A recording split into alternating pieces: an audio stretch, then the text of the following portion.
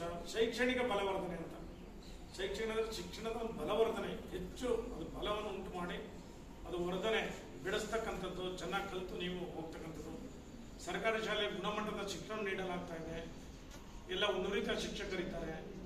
ಗ್ರಾಮಾಂತರ ಪ್ರದೇಶ ಶಾಲೆ ನಾವು ಪಠ್ಯ ಮತ್ತು ಪಠ್ಯೇತರ ಚಟುವಟಿಕೆಗಳಲ್ಲಿ ಅದು ಈ ಪರಿಸರ ಸಂಘ ಇರ್ಬೋದು, NSS ಇರ್ಬೋದು, ಭಾಷಾ ಸಂಘಗಳಿರ್ಬೋದು, ಸ್ಕೌಟ್ ಮತ್ತು ಗೈಡ್ ಸಂಸ್ಥೆ ಇರ್ಬೋದು, ಬೇರೆ ಎಲ್ಲ ಚಟುವಟಿಕೆ ಕಲಿಸ್ತಾ ಇದ್ವಿ.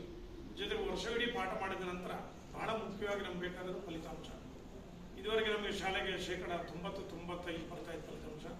ಕಳೆದ ಏಪ್ರಿಲ್ 2024 ನಡೆದಂಥ SSLC ಪರೀಕ್ಷೆಯಲ್ಲಿ ನಮ್ಮ ಶಾಲೆಯಲ್ಲಿ 25 ಮಕ್ಕಳು ಕಲಿತಾ ಇದ್ರು. 25 ಮಕ್ಕಳು ಕೂಡ ಅಲ್ಲ 27 ಮಕ್ಕಳು ಕೂಡ 27 ಮಕ್ಕಳು ಕೂಡ ಉತ್ತೀರ್ಣರಾಗಿ ಶಾಲೆಗೆ 100 ಫಲಿತಾಂಶವನ್ನು ಇದೇ ಮೊದಲ ಬಾರಿ ತಂದುಕೊಂಡಿದ್ದಾರೆ. ಆ ವಿದ್ಯಾರ್ಥಿಗಳಿಗೆ, ಪೋಷಕರಿಗೆ ಅಭಿನಂದನೆಗಳು. ಹಾಗೆ ಈ ಉತ್ತಮ ಫಲಿತಾಂಶ ಬರಲಿ ಕಾರಣರಾದಂಥ ನಮ್ಮ ಎಲ್ಲ ಸಹೋದ್ಯೋಗಿ ಬಂಧಿಗಳು, STMCರು, ಪೋಷಕರು ಎಲ್ರಿಗೂ ನಾನು ಈ ಮೂಲಕ ವಂದಿಸ್ತೇನೆ. ಮಕ್ಕಳು ಯಾರು ಕೂಡ ಶಾಲೆಗೆ ತಪ್ಪಿಸ್ತಾನೆ ಬರಬೇಕು, ಶಾಲೆ ನೀಡತಕ್ಕಂಥ ಸೌಲಭ್ಯ ಪಡಿಬೇಕು, ಚೆನ್ನಾಗಿ ಕಲಿಬೇಕು.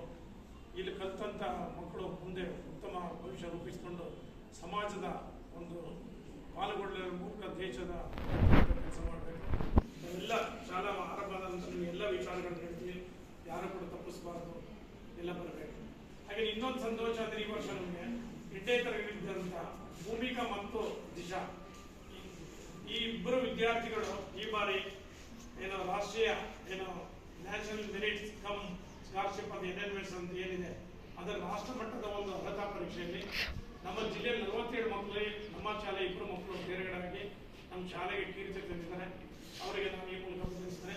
ಪ್ರತಿ ವರ್ಷ ಅವರಿಗೆ 4 ವರ್ಷಗಳ ಕಾಲ ಸ್ಕಾಲರ್ಶಿಪ್ ಪ್ರತಿ ತಿಂಗಳು 1000 ರೂಪಾಯಿ ಸಿಗುತ್ತೆ. ಅವರಿಗೆ PUC ತನಕ ಸಿಗುತ್ತೆ. ಅದನ್ನು ಪಡ್ಕೊಳ್ಳಿಕ್ಕೆ ಅನುವಾಗಿದ್ದಾರೆ.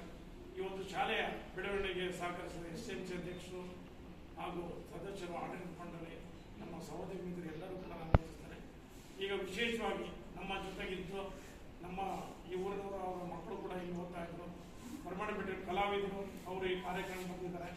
ಅವರು ಈ ಒಂದು ಕಾರ್ಯಕ್ರಮವನ್ನು ಅವರಿಗೆ ಸ್ವಾಗತ